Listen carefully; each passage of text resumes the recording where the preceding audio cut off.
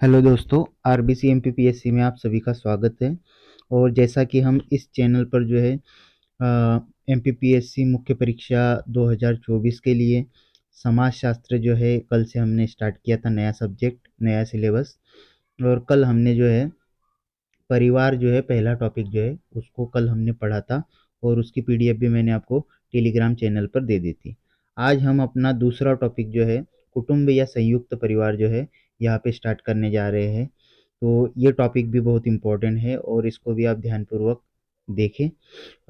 और मैंने इस टॉपिक में सारी चीज़ें एकदम कवर की है कि आपको कहीं से भी कुछ भी अब इसके अलावा पढ़ने की ज़रूरत नहीं पड़ेगी। तो आइए स्टार्ट करते हैं। आज का हमारा जो टॉपिक है संयुक्त परिवार। अब इसमें हमको क्या-क्या चीज़ें पढ़नी है, तो इसमें हम सबसे पहले पढ़ेंगे कि संयुक्त परिवार क्या होता है। संयुक्त परिवार की 1-2 स्टैंडर्ड डेफिनेशन देखेंगे, ठीक है? इसके अलावा फिर संयुक्त परिवार संयुक्त परिवार की विशेषताएँ क्या होती है, संयुक्त परिवार के दोष या हानियाँ क्या होती है, वर्तमान में संयुक्त परिवारों में क्या परिवर्तन आ रहा है या उसमें विघटन के क्या कारण हैं। इसके अलावा संयुक्त परिवार के क्या-क्या कार्य है या उसके क्या-क्या लाभ हो सकते हैं। फिर संयुक्त परिवार और एकांकी परिवार में क्या डिफरेंस होता है। इतनी सारी चीज़ें आज इस वीडियो में हम कवर करने वाले हैं। तो वीडियो बहुत ही इम्पोर्टेंट होने वाला है, तो इसको ध्यानपूर्वक देखिए और अंत तक बने रहिए। चलिए स्टार्ट करते हैं। सबसे पहले देखते हैं कि संयुक्त परिवार का अर्थ क्या होता है। तो संयुक्त परिवार क्या होता है, देखिए। संयुक्त परिवार एक ऐसा परिवार या ऐसा घर है जिसमें कई पीढ़ियों के व्यक्ति रहते हैं, जो संपत्ति, आय, पारिवारिक, पारस्परिक अधिकार, कर्तव्य के द्वारा एक दूसरे से संबंधित होते हैं। तो एक बात आप अपने दिमाग में ये फिट कर लीजिए, संयुक्त परिवार का मतलब होता है कि उसमें कई सारे प्राथमिक परिवार होते हैं, और वो प्राथमिक परिवार जो है एक दूसरे से कई पीढ़ियों के लोगों मतलब उन परिवारों के जो कई पीढ़ियों के लोग जो होते हैं ना, वो एक दूसरे से संबंधित होते हैं। तो संयुक्त परिवार मतलब एक ऐसा परिवार, एक या ऐसा घर जिसमें कई पीढ़ियों के लोग जो है साथ साथ रहते हैं, और उनमें एक दूसरे और उनमें जो है संपत्ति को लेकर बोल सकते हैं, आय को लेकर, पारिवारिक सहयोग को लेकर, पारस्परिक अधिकार करते हुए से ये क्या होते हैं, एक दूसरे से संबंधित होते हैं। तो आपको ये याद रखना है कि संयुक्त परिवार का अर्थ क्या होता है। जैसे आप सिंपल सी भाषा में इतना याद रख सकते हो कि संयुक्त परिवार एक ऐसा परिवार होता है जिसमें कई प्राथमिक परिवार एक साथ साथ रहते हैं, और उनमें जो होता है जो रक्त संबंध पाया जाता है, या कहीं ना कहीं वो रक्त से संबंधित होते हैं। ठीक है, मतलब उनके दादा परदादा कई पीढ़ियों के जो है लोग हैं जो है इस परिवार से जुड़े रहते हैं, इसलिए इसको संयुक्त परिवार भी क्या है कहा जाता है। ठीक है, कुटुंब या संयुक्त परिवार ये एक ही चीज़ है। फिर दूसरे शब्दों में ऐसा बोल सकते हैं कि संयुक्त परिवार एक ऐसा विस्तारित परिवार है जिसमें अनेक विवाहित जोड़े और उनके बच्चे एक ही छत के नीचे निवास करते हैं तथा आपस में रक्त संबंधी होते हैं। तो ये भी सिंपल सी डेफिनेशन है कि भाई संयुक्त परिवार एक ऐसा परिवार होता है जिसमें अनेक विवाहित जोड़े जो है और उनके बच्चे एक ही छत के नीचे निवास करते हैं, उनमें जो है रक्त संबंध पाया जाता है। ठीक है, जैसे उदाहरण के लिए बोल सकते हैं चाचा चाची, दादा दादी, ठीक है, दादा दादी, ये सब क्या है, संयुक्त परिवार के सदस्य है ये। ठीक है।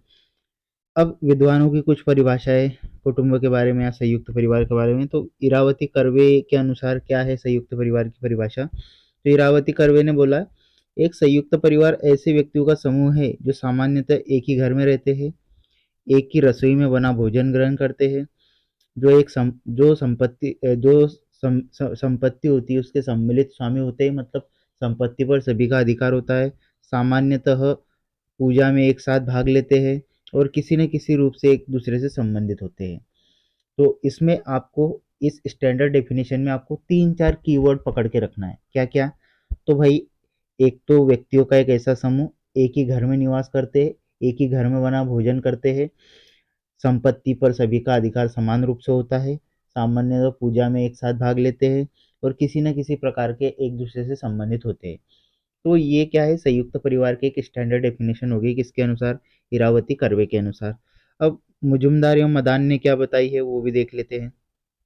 तो मुजुमदार एवं मदान के अनुसार आपस में रक्त संबंधी हो, एक ही निवास पर स्थान एक ही निवास पर स्थान एक से अधिक प्राथमिक परिवार निवास करते हो। को संयुक्त परिवार कहते हैं।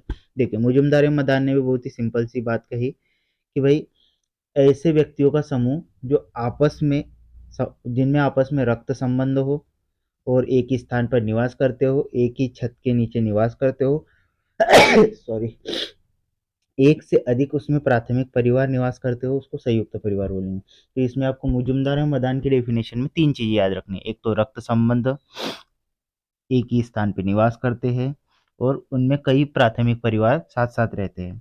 ठीक है? एक ही स्थान पर कई मतलब 2 ही चीज़ें याद रखनी है कि रक्त से संबंधित हो और एक ही स्थान पर कई प्राथमिक परिवार एक साथ मिल-जुल कर रहते हैं, तो उसको संयुक्त परिवार कहेंगे, मुजुमदार एवं मदान के अनुसार। तो ये 2 स्टैंडर्ड डेफिनेशन आपको याद करना है, क्योंकि डायरेक्टली कभी-कभी एग्ज़ाम में अभी हाल ही का पैटर्न जो देखने में आ रहा है कि उसमें डायरेक्टली नाम दे दिया जाता है कि भाई मुजुमदार या मदान के अनुसार आप कुटुंब की परिभाषा लिखिए, या फिर इरावती कर्वे के अनुसार कुटुंब की परिभाषा बताइए।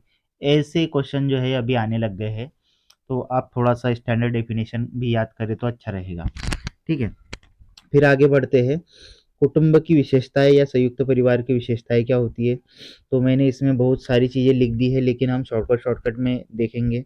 तो संयुक्त परिवार का सबसे पहला पॉइंट आएगा कि विशाल आकार होता है। तो आपने देखा होगा कोई भी जो संयुक्त परिवार हो, वो तो 2 या 2 से अधिक प्राथमिक परिवारों से मिलकर बना होता है और उसमें 2 या 2 से अधिक या 3 पीढ़ियों 2 या 3 पीढ़ियों से अधिक पीढ़ियों के जब लोग उसमें निवास करते हैं, तो उसमें सब सदस्यों की संख्या लगभग 50 से 60 होती है या उससे ज़्यादा भी हो सकती है। ठीक है? तो इसका आकार बड़ा विशाल होता है।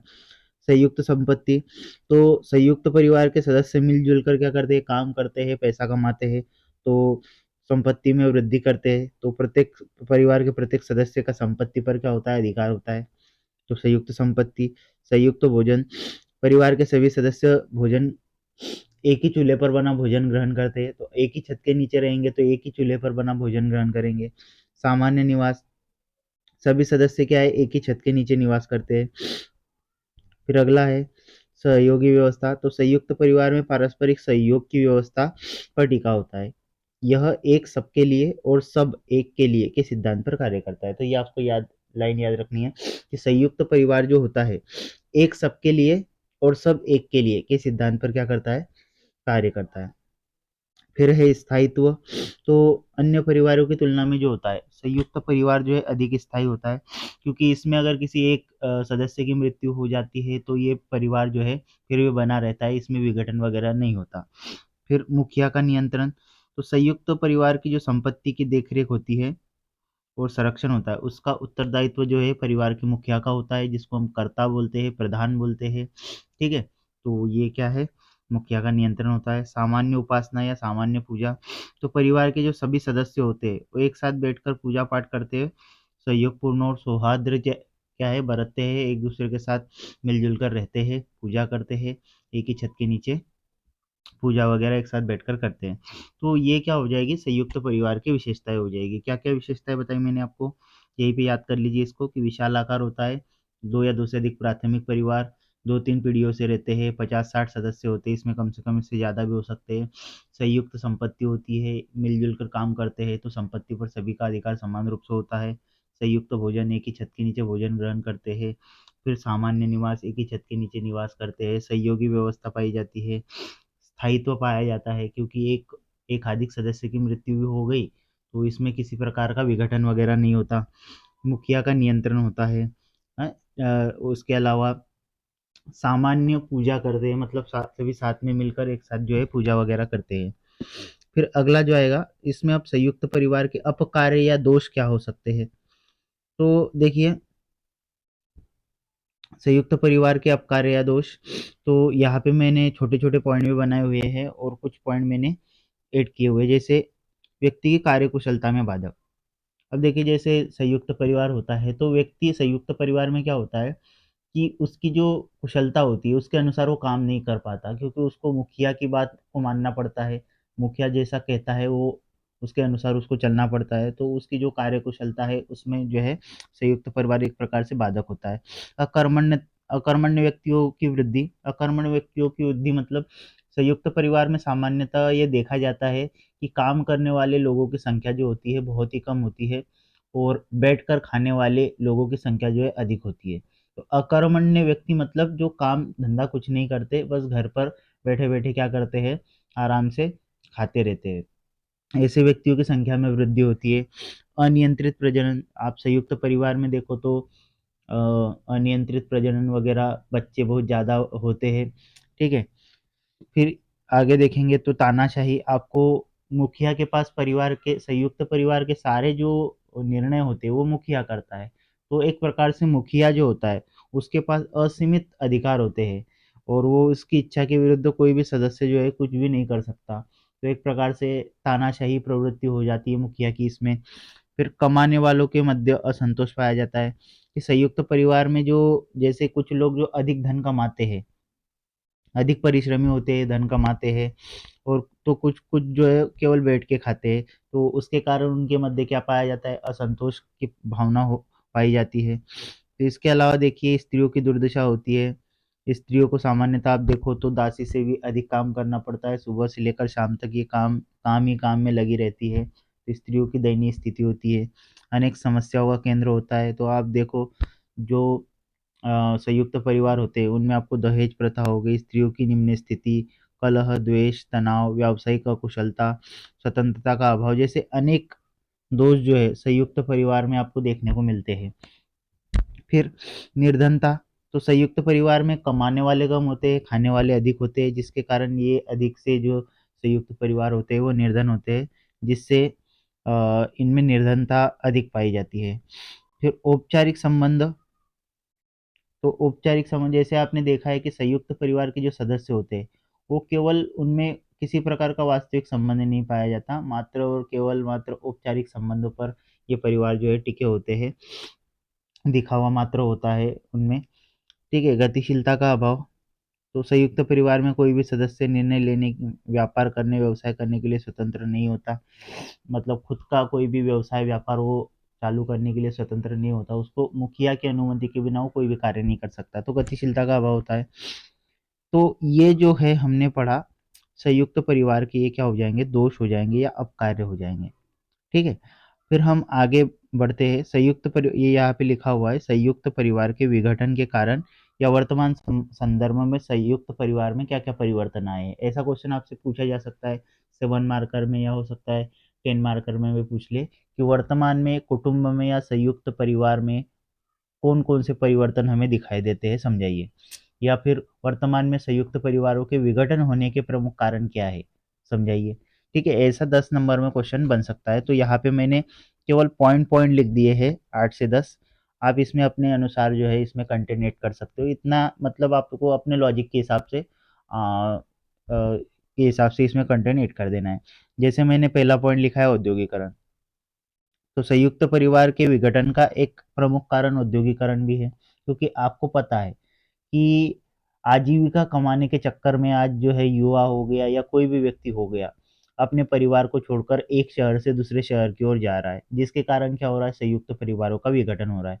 तो औद्योगिकरण भी क्या है, एक प्रमुख कारण मान सकते हैं, या फिर परिवार, संयुक्त परिवार के विघटन का एक प्रमुख कारण है, क्योंकि जैसे जैसे औद्योगिकरण बढ़ा, औद्योगिकरण के कारण ही क्या हुआ, कारखानों में जो है मजदूरों की या श्रमिकों की आवश्यकता महसूस हुई, जिसके कारण क्या हुआ कि बहुत सारे जो युवा है वो अपने परिवार को छोड़कर जो है उद्योगों में काम करने के लिए चले गए, और वहीं पर जाकर जो है बस गए, जिसके कारण बहुत सारे संयुक्त परिवार जो है विघटित हो रहे हैं। यंत्र और औजार, ठीक है।